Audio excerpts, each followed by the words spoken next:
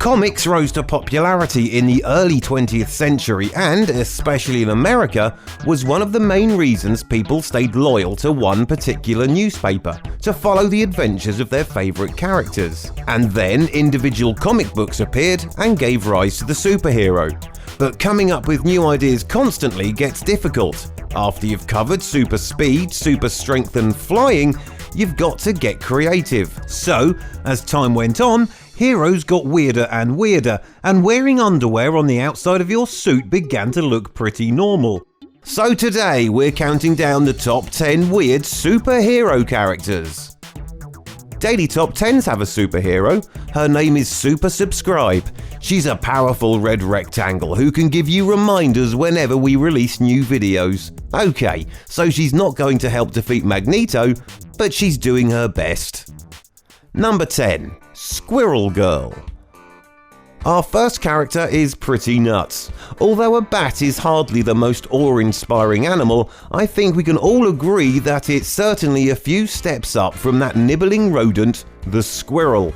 Squirrel Girl first appeared in Marvel's Superheroes number 8, published in 1992, and has popped up in numerous different stories, most notably as Luke Cage and Jessica Jones's nanny.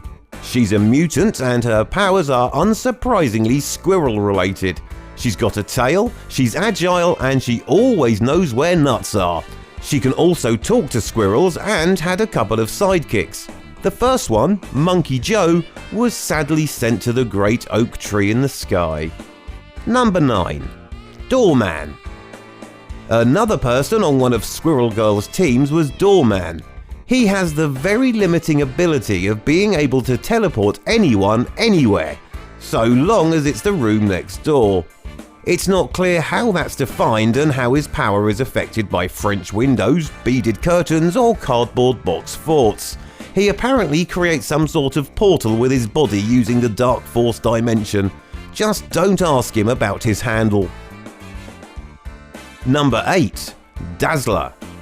Dazzler was created for the totally non-cynical reason of marketing tie-in. Her special powers involved turning sound waves into light. Marvel struck a deal with Casablanca Records to create a disco-singing superhero in the late 70s. The plan was to have her appear in the comics while Casablanca would create a singer, and then there would be a movie tie-in. At first they wanted her to look like pop sensation Grace Jones, but the film company wanted to promote Bo Derek, so Dazzler ended up with the highly original blonde hair and blue eyes. Number 7. Brother Power the Geek. This was a Frankenstein-like character from Joe Simon who co-created Captain America. He started life, or lack of it, as an inanimate store dummy who ended up being used as a hanger by some hippies. This was the 60s. What did he expect? The dummy was then hit by lightning and came alive, being super fast and super strong. It got cancelled after 2 issues though, and our brother was only powered up for a handful of cameos over the years. Number 6. Dog Welder. Garth Ennis is a big name in the comics world thanks to his series Preacher, but he has also created some very off-the-wall characters, especially a team called Section 8, which is army code for mentally unfit for duty. The mentally unfittest is probably Dog Welder. He's silent, his face is covered by a mask, and he welds dogs to bad guys. Yep, he uses a welder to attach dead canines to the enemy. Don't ask why, or do, but we don't know.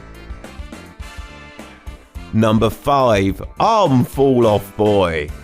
3 guesses what Arm Fall Off Boy's power was. Ready? Okay, say your first guess. Yeah, that's it. His arms fell off. Well, it was more that he could take them off and then potentially beat people with them, which was handy. We never got to find out though, as sadly his character didn't stick around for long, so don't hold your breath for the Batman vs Arm Fall Off Boy movie. Number 4. Mojo. Alan Moore's characters have become part of pop culture, from the godlike Dr. Manhattan, the broody Constantine, and V from V for Vendetta, whose image has become a counterculture symbol. But Mojo would be a little difficult to use in a street protest because Mojo is a planet. He's one of the Green Lantern Corps, and although Moore just created him for a one-off fun tale, he's now a major part of their history. Number 3. Rainbow Boy.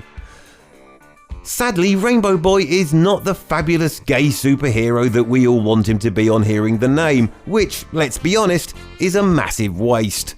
There are plenty of queer heroes though, such as Batwoman and Iceman from the X-Men, but Rainbow Boy appeared in 1942, so his rainbowness was restricted to controlling a rainbow wave that could move solid objects. He could also fly at the speed of light. Number 2. Batmite. This character is not really a hero, but he's also not a villain either. He's basically a multi-dimensional pain in the ass. Batmite appeared in 1959 as sort of a futuristic superfan of Batman who turned up and then created weird situations just to see his hero, the Batman, in action. He's basically a tiny floating geek with magical powers, like Seth Green in a swimming pool, with a wand. Number 1. Dorothy Spinner. Dorothy Spinner appeared at the end of the 80s and is a messed up version of Dorothy Gale from the Wizard of Oz books, but rather than having a wholesome Julie Garland look, she's incredibly disfigured. And as some sort of mental coping mechanism, she can bring her imaginary friends to life. Apparently none of them is a plastic surgeon or a psychiatrist. Thanks for watching another Daily Top 10's Top 10 video, and remember, it's our duty to entertain and yours to subscribe.